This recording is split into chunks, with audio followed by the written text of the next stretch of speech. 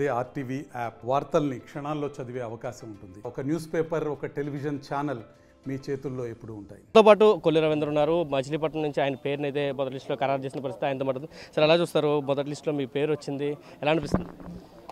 చంద్రబాబు నాయుడు గారు దాదాపు 175 నియోజకవర్గాల్లో జనసేనకి 24 సీట్లు పోగా మిగతా సీట్లన్నీ కూడా అలాగే జనసేనకి ఇచ్చేదాన్ని కూడా అనేక సార్లు ఆయన సర్వేలు చేయించడం, అనేక మంది అభిప్రాయాలు తీసుకోవడం, అలాగే అన్ని సామాజిక వర్గాలను కూడా బ్యాలెన్స్ చేయాలని చాలా వరకు ప్రయత్నం చేయటం.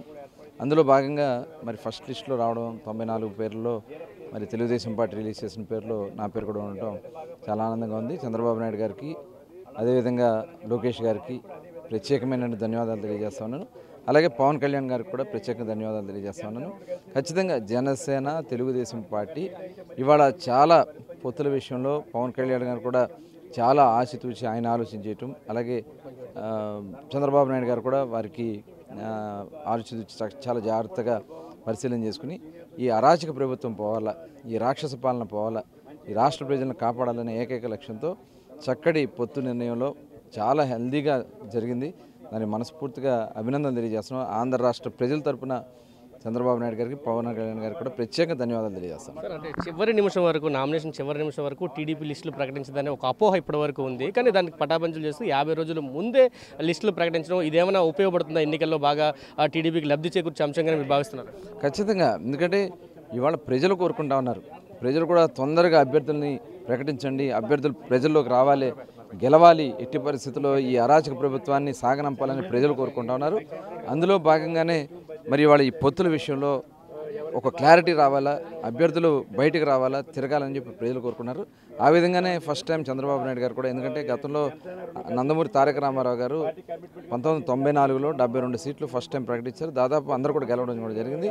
ఇవాళ ప్రకటించినటువంటి 94 సీట్లే కాదు, రేపు మిగతాయి కూడా, ఎందుకంటే తెలుగుదేశం జనసేన కలిసి మరి ప్రకటించినటువంటి ఈ సీట్లే కాకుండా 175 సీట్లు కూడా మ్యాక్సిమం ఒక 5 నుంచి 10 సీట్లు మాత్రమే వైసీపీకి ఏదైనా అవకాశం ఉంటుందేమో తప్ప మిగతా అన్ని సీట్లు కూడా 180 దగ్గర 160 సీట్లు తెలుగుదేశం పార్టీ జనసేన గెలవడానికి అవకాశాలు ఉన్నాయి. అంటే ఎటువంటి కార్యాచరణతో ముందుకెళ్ళబోతున్నారు మచిలీపట్నంలో?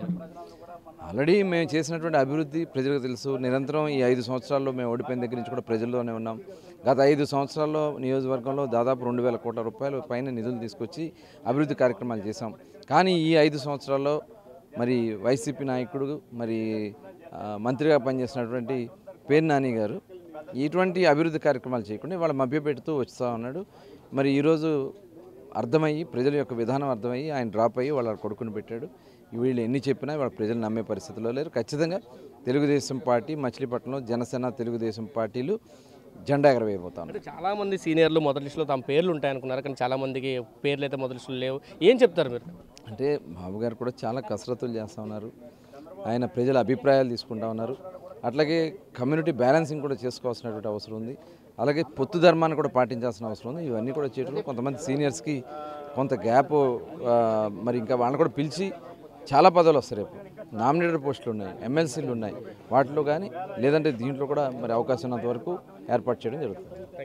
ఇది చెప్తున్నారు. ఖచ్చితంగా సామాజిక సమీకరణ నేపథ్యంలో మచిలీపట్నంలో విజయం ఖచ్చితంగా టీడీపీకి వస్తుందని చెప్తున్నారు. వైసీపీ మీద వ్యతిరేకత కూడా పనికొస్తుందంటూ కూడా కొల్లి రవీంద్ర చెప్తున్న పరిస్థితి. ఖచ్చితంగా టీడీపీ 50 రోజుల ముందు ప్రకటించడం వల్ల ప్రజల మీద ప్రభావితం కూడా చూపిస్తుందంటూ ఆయన చెప్తున్న పరిస్థితి అయితే ఉంది. కెమెరా పర్సన్ నానితో కలిసి సురేంద్ర, ఆర్టీవీ విజయవాడ నుంచి. మరిన్ని వీడియోస్ కోసం ఛానల్ ని సబ్స్క్రైబ్ చేయండి, లేటెస్ట్ అప్డేట్స్ కోసం వాట్సాప్ ఛానల్ ని ఫాలో చేయండి, అండ్ లింక్ డిస్క్రిప్షన్ లో ఉంది.